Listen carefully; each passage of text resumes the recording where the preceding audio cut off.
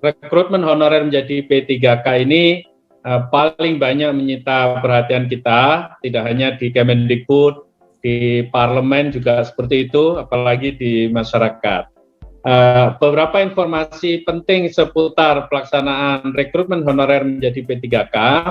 Yang pertama ingin saya sampaikan bahwa tanggal pelaksanaan pendaftaran, kemudian isu tentang passing grade, itu semuanya masih menunggu Permen Pan RB.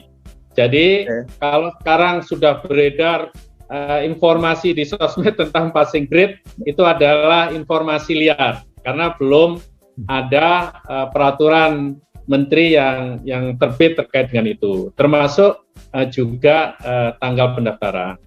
Yang kedua, sejatinya yang menjadi concern bagi Bapak Ibu para honorer itu adalah menyiapkan diri. Rangka latihan silahkan ya. Ya, terutama yang terkait dengan kompetensi teknis Bapak Ibu guru ya. Kalau manajerial dan sosiokultural itu kan kompetensi yang sudah melekat pada Bapak Ibu sekalian. Di dua hal itu tidak ada jawaban benar salah, tapi yang tergali adalah karakter dari Bapak Ibu sekalian. Jadi belajar, menyiapkan diri, rekrutmennya kan ada kompetensi teknis, ada manajerial, ada sosiokultural, dan nanti akan ada wawancara secara online. Nah, Bapak dan Ibu, yang harus Bapak Ibu lakukan adalah menyiapkan diri. Dan terkait dengan ini, Direktorat Jenderal Guru dan Tenaga Kependidikan, sebagaimana informasi yang pernah disampaikan, akan membantu para guru honorer ini untuk bisa menyiapkan diri. Dan kemarin dalam pembahasan di internal kami, insya Allah di awal bulan Maret itu latihan atau bimbingan teknis untuk menyiapkan guru honorer dalam seleksi ini insya Allah akan publish dan bisa diikuti oleh para guru honorer. Tanyakan boleh apa tidak, jawabannya boleh. Tetapi kalau diukur peluangnya itu menjadi lebih berat.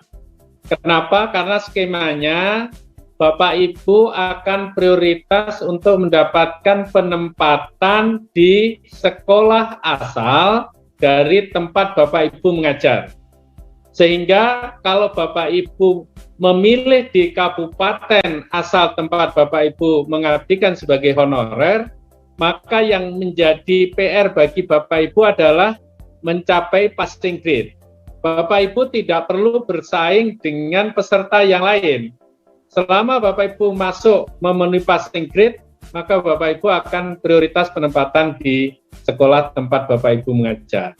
Tetapi kalau mengambilnya di kabupaten lain, atau ada dari yang peserta dari luar, maka di situ selain harus memenuhi passing grade, maka harus juga menjadi peserta dengan nilai tertinggi di tempat penugasan yang dipilih nanti. Keuntungannya menjadi berkurang kalau mengambil di daerah lain. Nah, ini kan sebenarnya kebijakan afirmasi yang diberikan oleh pemerintah ya, yang tetap memprioritaskan tempat asal dari Bapak Ibu guru honorer itu memberikan pengabdian. Ya, jadi kan honorer yang bisa mengikuti seleksi menjadi P3K ini kan honorer baik di sekolah negeri maupun di sekolah swasta.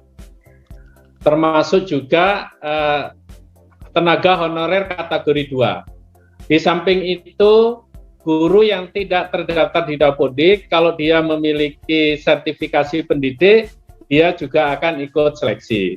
Nah, di dalam skema pendaftaran, nanti kan peserta itu memilih kabupaten, tidak memilih sekolah. Nah, bagaimana cara yang akan dilakukan oleh pemerintah untuk mengatur penempatan? Maka salah satu indikator yang dipakai adalah memprioritaskan guru-guru untuk mendapatkan penempatan di sekolah asal. Ya. Dan dengan memenuhi passing grade, maka berarti guru itu sudah mendapatkan prioritas. Meskipun dia bukan menjadi peserta yang terbaik di situ, tapi kalau lolos passing grade maka dia akan prioritas. Tidak ada mempersaingkan antara honorer dengan mereka yang memiliki sertifikasi pendidik. Karena untuk penempatan, untuk sampai lolos, honorer itu cukup dituntut memenuhi passing grade. Jadi selama sudah memenuhi passing grade, maka akan prioritas untuk mendapatkan penempatan. Boleh dikatakan sebenarnya bersaingnya itu bersaing dengan dirinya sendiri, tidak bersaing dengan orang lain. Punya peluang untuk dia bisa ikut dalam seleksi ini. Selama honorernya itu bisa memenuhi passing grade, maka dia akan mendapatkan penempatan di sekolah asal tempat mereka selama ini melakukan.